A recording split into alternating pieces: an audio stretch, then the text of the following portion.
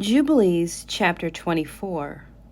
And it came to pass after the death of Abraham that Yahuwah blessed Yitzchak his son, and he arose from Chevron and went and dwelt at the well of the vision in the first year of the 3rd week of this Jubilee, 7 years. And in the first year of the 4th week a famine began in the land, besides the first famine, which had been in the days of Abraham.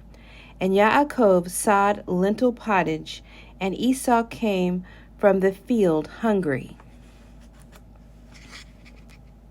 And he said to Yaakov his brother, Give me of this red pottage. And Yaakov said to him, Sell to me your primogeniture, this birthright, and I will give you bread, and also some of this lentil pottage. And Esau said in his heart, I shall die. Of what profit to me is this birthright? And he said to Yaakov, I give it to you. And Yaakov said, Swear to me this day. And he swore unto him. And Yaakov gave his brother Esau bread and pottage, and he ate till he was satisfied. And Esau despised his birthright.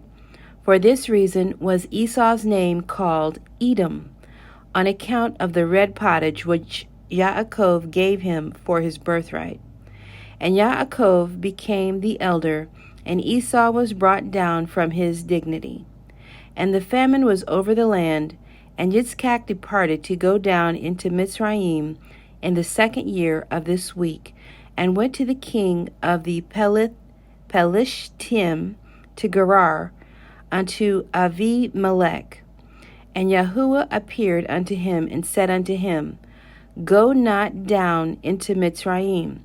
Dwell in the land that I shall tell you of, and sojourn in this land. And I will be with you, and bless you. For to you and to your seed will I give all this land. And I will establish my oath which I swore unto Abraham your father. And I will multiply your seed as the stars of heaven, and will give unto your seed all this land. And in your seed shall all the nations of the earth be blessed, because your father obeyed my voice and kept my charge and my commandments, and my Torah, and my ordinances, and my covenant. And now obey my voice, and dwell in this land. And he dwelt in Gerar 3 weeks of years. And Abimelech charged concerning him, concerning all that was his, saying, Any man that shall touch him or anything that is his shall surely die. And Yitzchak waxed strong among the Pelishtim, and he got many possessions, oxen and sheep and camels and asses, and a great household. And he sowed in the land of the Pelishtim, and brought in 100-fold. And Yitzchak became exceedingly great, and the Pelishtim envied him. Now all the wells which the servants of Abraham had dug during the life of Abraham, the Pelishtim had stopped them after the death of Abraham, and filled them with earth. And Abimelech said unto Yitzchak, Go from us, for you are much mightier than we. And Yitzchak departed thence in the 1st year of the 7th week, and sojourned in the valley of Gerar. And they dug again the wells of water, which the servants of Abraham his father had dug, and which the Pelishtim had closed after the death of Abraham his father. And he called their names as Abraham his father had named them. And the servants of Yitzchak dug a well in the valley, and found living water. And the shepherds of Gerar strove with the shepherds of Yitzchak, saying, The water is ours. And Yitzchak called the name of the well Perversity, because they had been perverse with us. And they dug a 2nd well, and they strove for that also. And he called its name Enmity. And he arose from thence, and they dug another well, and for that they strove not. And he called the name of it Room. And Yitzchak said, Now Yahuwah has made room for us, and we have increased in the land. And he went from thence to the well of the oath in the 1st year of the 1st week in the 44th Jubilee. And Yahuwah appeared to him that night on the new moon of the 1st month, and said unto him, I am the Elohim of Abraham your father. Fear not, for I am with you, and shall bless you, and shall surely multiply your seed as the sand of the earth, for the sake of Abraham my servant. And he built an altar there, which Abraham his father had first built, and he called upon the name of Yahuwah, and he offered sacrifice to the Elohim of Abraham his father. And they dug a well, and they found living water. And the servants of Yitzchak dug another well, and did not find water. And they went and told Yitzchak that they had not found water.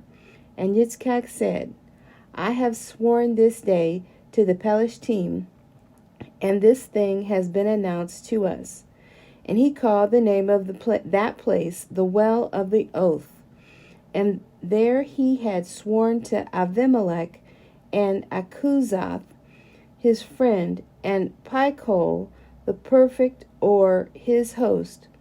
And Yitzchak knew that day that under constraint he had sworn to them to make peace with them. And Yitzchak on that day cursed the Pelishtim, and said, Cursed be the Pelishtim unto the day of wrath and indignation from the midst of all nations. May Elohim make them a derision and a curse, and an object of wrath and indignation in the hands of the sinners, the other people, and in the hands of the Kittim. And whosoever escapes the sword of the enemy and the Kittim, may the righteous nation root out in judgment from under heaven, for they shall be the enemies and foes of my children throughout their generations upon the earth. And no remnant shall be left to them, nor one that shall be saved on the day of the wrath of judgment.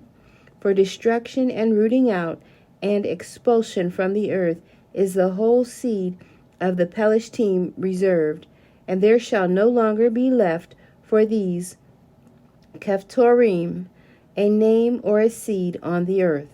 For though he ascend unto heaven, thence shall he be brought down, and though he make himself strong on earth, thence shall he be dragged forth, and though he hide himself amongst the nations, even from thence shall he be rooted out.